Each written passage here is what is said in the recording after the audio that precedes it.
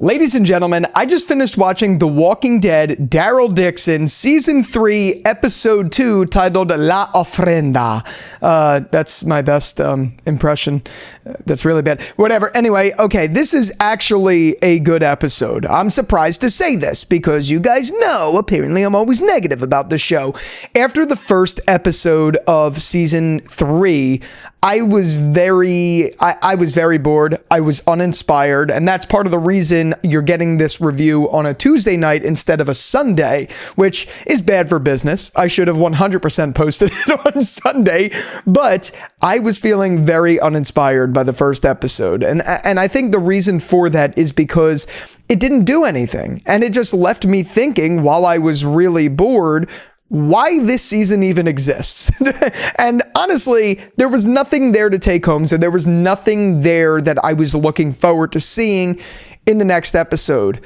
But I pushed through, I watched it. Tuesday I watched it, so today I watched it, and I gotta tell you, I really, really liked this episode. I don't know why they didn't use parts of this in episode 1 so that you could build a little bit. I know there was a lot that you had to do with episode 1. I do get that it was to establish stuff, but like they didn't establish stuff. They went to England, got lost, got in a boat storm. It was boring as all hell, ended up in Spain, and then that was like it. And Carol ran away, and obviously we found out where she was like right after that. So what was the whole point of using that as a cliffhanger?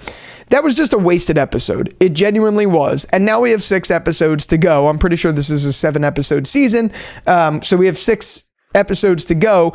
This I would consider more of like the first episode, because this one was really good. I liked everything they did. I liked the scenery.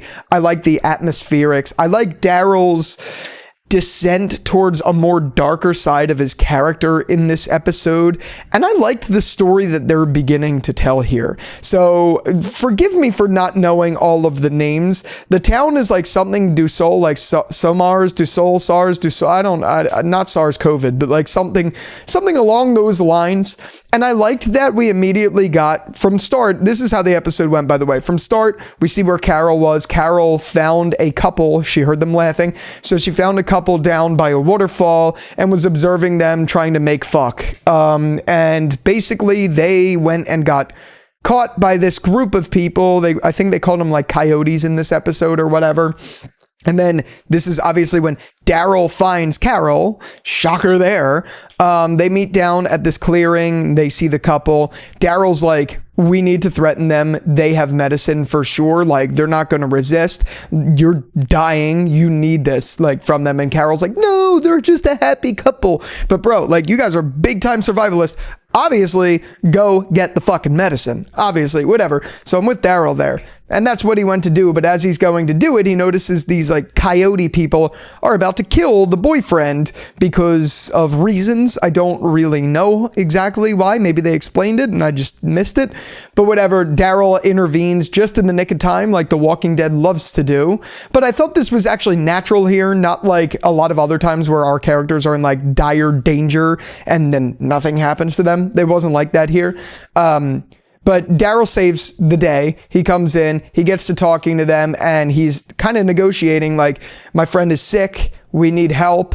And then it turns into Daryl essentially being like, I'm not asking, holds them at gunpoint, is like, you're taking me back to your town or I'm killing you. But the boyfriend's like, no, I don't want that. Like, I don't want to go back. They're going to kill me or they're going to take her away and all of that stuff. And we get to learn a lot more of that. So that kind of like sets the precursor for this town that they arrive in. And when they do arrive to this town, they're not exactly welcomed there because strangers aren't welcomed there. And this couple that Daryl and Carol are with are angrily met back. Turns out the mayor of the town is the girl's uncle, and he is like, he oversees the town, and forgive me for not remembering his name, but he was actually my favorite addition to this episode. I really like his character. He's giving, for some reason, he's like giving me Governor from the comic vibes, and we're going to see a lot more there, but overall, this new group and their dynamic is interesting and it's very Saviors-esque, which we're going to get into a little bit later. But after they get back into the town, the mayor is like, no, you guys can't stay here. We'll give you good supplies, but we don't let any strangers in. Like, fuck off. off bozo, basically. So they get to negotiating, and one of the mayor's friends or lieutenants is like, oh, you could stay with me. It turns out it's the boyfriend's dad, I think. Something like that. So that's kind of where we are. That's what happens. Daryl and Carol stay with this guy, and it turns out as they're staying with this guy, I think it's the name of this episode. What was it called? La Ofrenda? I think that's what we called it. Let's see. Let's make sure that's correct. Yeah, La Ofrenda. It turns out that Ofrenda was kind of like the whole thing of this episode. They arrived just in time as the leader, like a very Negan-esque leader of another bigger group, comes. And when he comes, they offer up a woman from the town.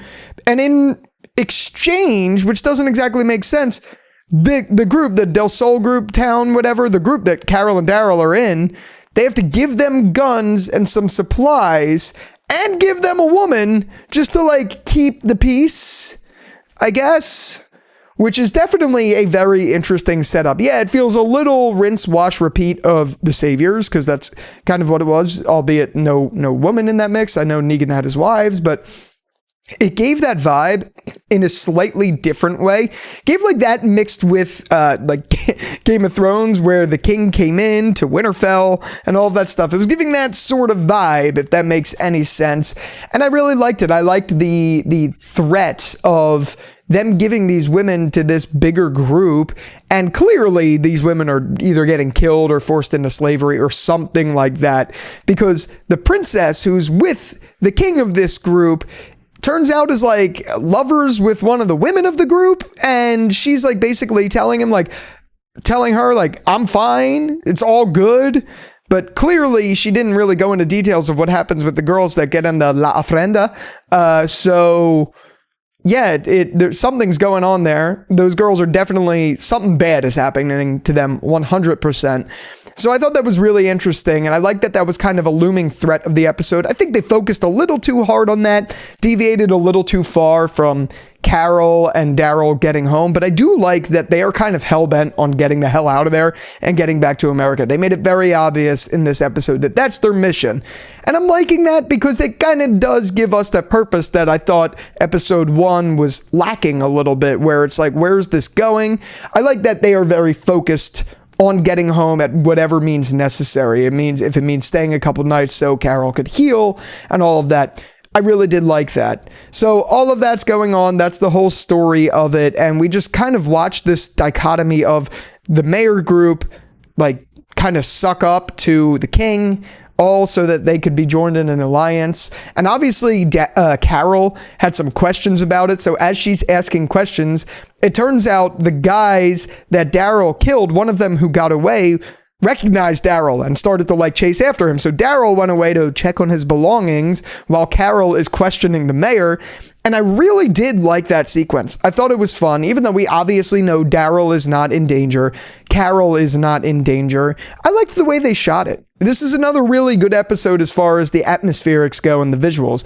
I liked the way they shot it. I liked the look of it. I liked the way they told the story this episode.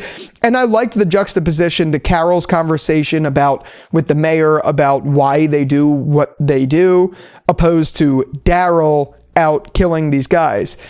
Now, it was really interesting to see the way that went down and Daryl take that darker path he had the opportunity to save the guy that he was hunting down, but he sliced off his fingers and pushed him down right into walkers, conveniently, mind you, because I know that's another thing that's convenient.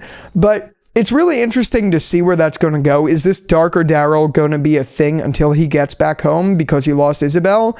Is this going to be like the new direction for the show where he's just a little bit more rough around the edges in a way that we like, or is this kind of a one-off thing just to like set the action and then it's going to get boring again from here? I don't know. Time will tell, but I could tell you for certainty that I really did enjoy this episode.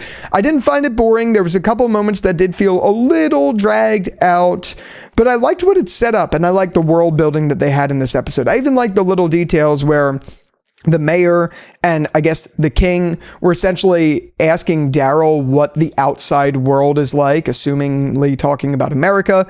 I found it interesting and fucking annoying, Scott Gimple-esque, that Daryl didn't mention anything about America except that's where he came from, and instead talks about how there's no one left in England and the other stuff like London or whatever. I don't remember all the little details there. I just thought that was, I guess, a little interesting. But yeah, I'm interested to see where this story goes now. I like this like spaghetti western approach they're kind of giving to the season that even taps into like the score of the season. And I think if they keep that same sort of momentum for the rest of the episodes, I do not trust these writers to do that. I just don't. I'm going to be honest. They've let me down time and time and time again.